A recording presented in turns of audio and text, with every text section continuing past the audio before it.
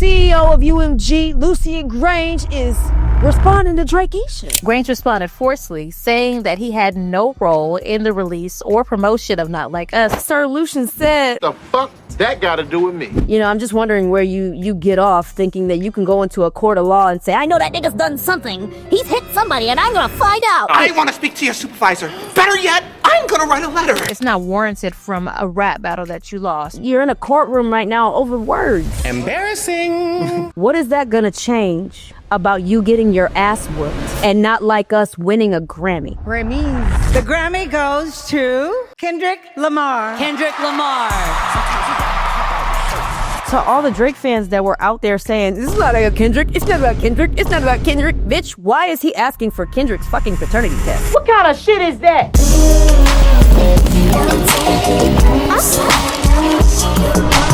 Back with another episode of Music for Breakfast. This is the most important media you'll ever hear. I am your host, Octavia March, alongside my music friends. What's up, it's Kia, aka KC. What's up? It's your girl, Raoulette. You already know you need to stop what you're doing right about now. Hit that like, hit that subscribe right about now.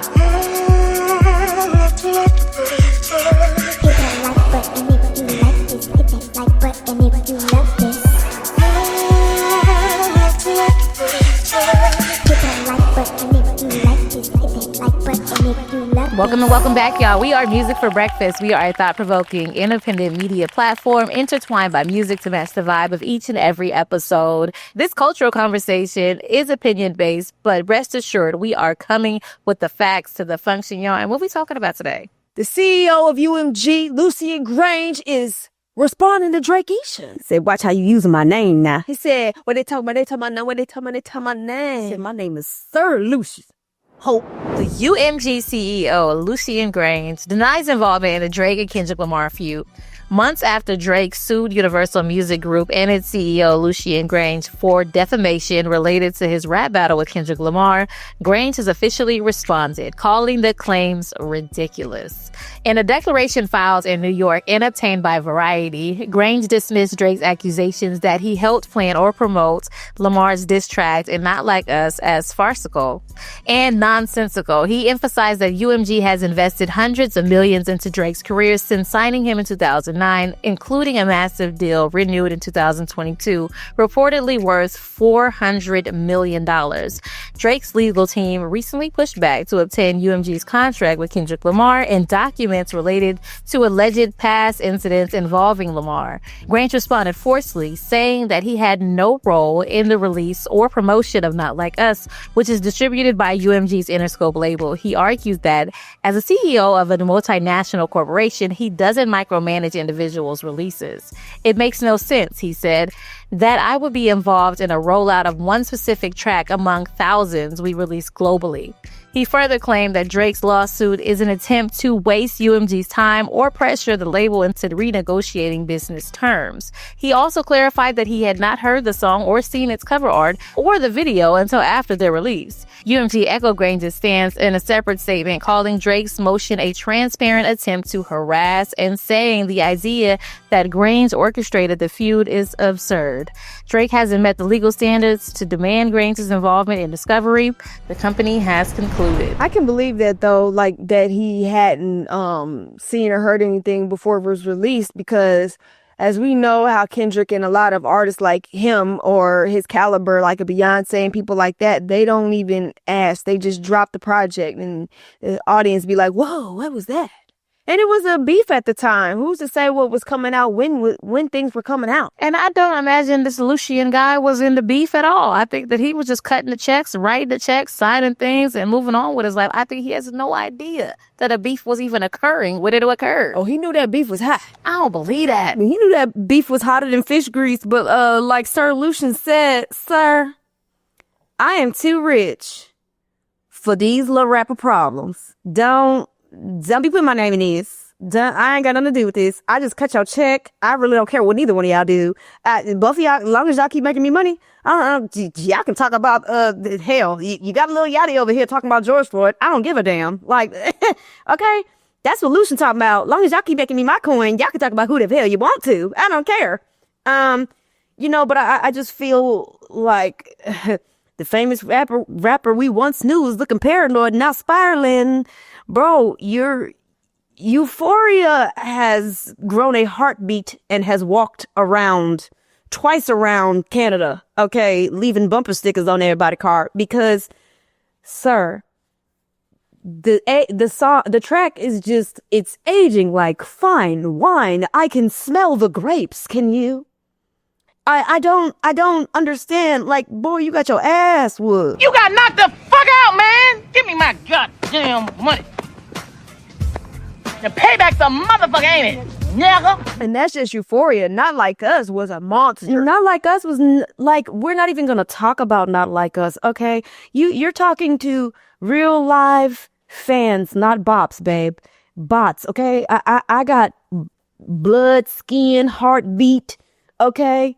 I was on that song at least like 50, 11 times that night, okay?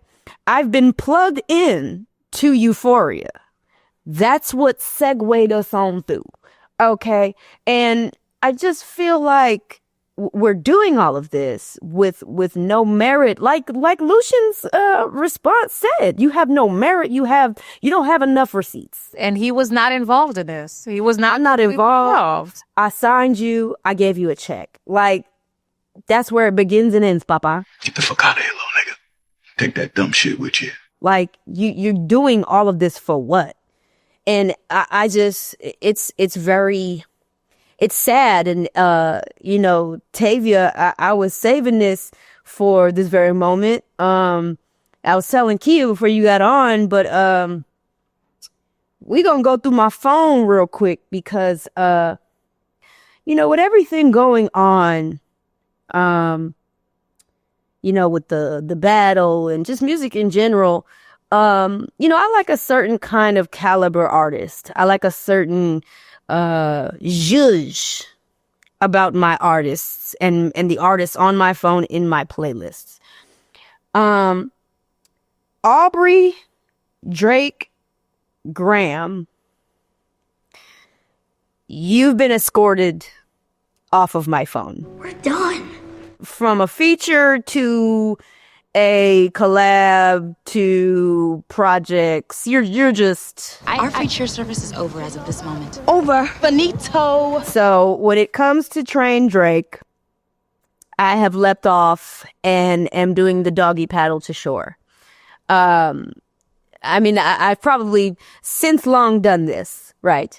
But it was a definite SOS, jump off the boat for me. This is way beyond my way of processing. My head can't even process what we're doing and what we're saying and what we're thinking. And then it's just more so it's having the effect, at least for me. And if anybody else feels the same in their, sentiments, drop it in the comments. But I can't take you seriously anymore, bruh. You got bullied into being a father and yet you're asking for someone's paternity results. That's kind of crazy to me. Pusha T made you expose the fact you had a paternity test. So I'm just trying to understand how you feel you have the balls to ask another grown-ass man who's been with his children, from conception, excuse me. I'm just wondering where you get off thinking that you can go into a court of law and say, I know that nigga's done something. He's hit somebody and I'm going to find out. And you just saying that just so that it'll be out there because people are not very smart these days. No. And you just saying, hey, I want to ask for the paternity test and the communication from Dave Free and Kendrick Lamar for the past 6 years. He wants the documents. The DV documents for the domestic violence that Kendrick allegedly has done to Whitney. But it's just like, that's not real, but you're saying it anyway because that's something that people may run with and be like, oh, well, it's got to be true because it's in the court paperwork. Whether true or not, and I would hate for it to be true because that would be horrible. But regardless of true or not, what is that going to change about you getting your ass whooped? And Not Like Us winning a Grammy. Grammys. What is that going to change? You're just going to have the vindication of being right and a bitch. Like, you're just gonna have the vindication of being right, but a pussy. Because you ran to them folk. And also, it's You're not out. warranted. It's not warranted from a rap battle that you lost. You don't lose a rap battle and then still claim the lies that you told. Now, and I agree with, I thought that it was a little extreme, Rel, that you deleting him from your complete life. At first, it felt, but I can't listen to you telling me started from the bottom, now we're here. Bitch, you started in a fucking Acura on a set. You didn't start from the bottom. I can't do that. And then when you talking stick talk, you talking tough. I can't. You're in a courtroom right now over words. And I think about it too, like just being logical, right? If I met a chick in the streets that had the same behaviors and similar characteristics, just in that's where I regular day life, right? Just regular day experiences and just regular day. You would never want to situations, encounter that person again. right? I would have my grievances in real life about said person. Aw, man. Yeah, old girl was talking about she wanted to go in and fight old girl at... Let's have two chicks wanting to fight. Old girl wanted to fight old girl about... She thinks she's cute. She thinks she all that. So she wanted to fight her and all these things. And they do fight. And Drake, Kiana, loses the fight. And old girl, who is actually a freaking compliment, wins the fight. But Drake Yana goes back, and now she's starting to say all these claims about her. And, oh, she's a B, and dragging her name, making all the TikToks about her, and doing all these things. I would call Drake Yana a bitch. And I would never be Drake Yana's friend in real life. If we talk about real life scenarios and real life situations, this shit don't add up. That's some bitch shit. That's some bitch assness. You don't do that. You lost the fight. You got your ass beat. You can't say she trash. To all the Drake fans that were out there saying, this is not about Kendrick, it's not about Kendrick, it's not about Kendrick. Bitch, why is he asking for Kendrick's fucking paternity tests? Explain this to me. Why? Ooh, tell them. Like, what is happening here? Why are y'all still standing by this behavior and crashing out for this behavior?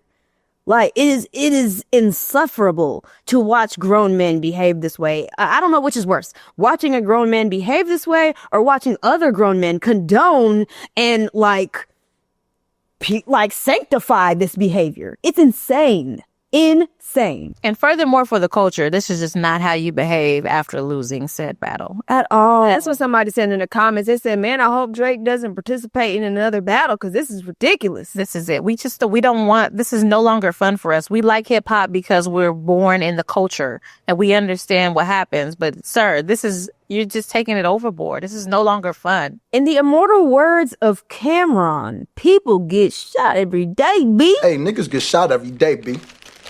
You be aight, nigga. You tough, right? Even with this lawsuit, it's crazy for him to be working and trying to be a tough guy on the Iceman project. Niggas get punched in the face with some TLC shit on a dead guy. In which he says that it's got full of bangers right now and he's working on it. Full of bangers. You mean like which one? You want send to your ex, which one? You want friends of success, which one? Tell the sound man, spin this one. Play this for the goddamn party, done. That's still charting at number 24, 25. Goddamn. Life could be worse. No, not really. This is the worst. This is the worst. This is the worst. Mm-hmm. Worst. So Drake went live on Kick, which is accompanied by the likes of Aiden Ross and XQC and a longtime collaborator of Party Next Door. During the live stream, Drake Yana spoke about the recording process for his new project. The mic's right here. I'll stay up all night fucking recording for Iceman. They're having a full-blown party outside. I can hear 1,000 people. They've been having a street festival all day.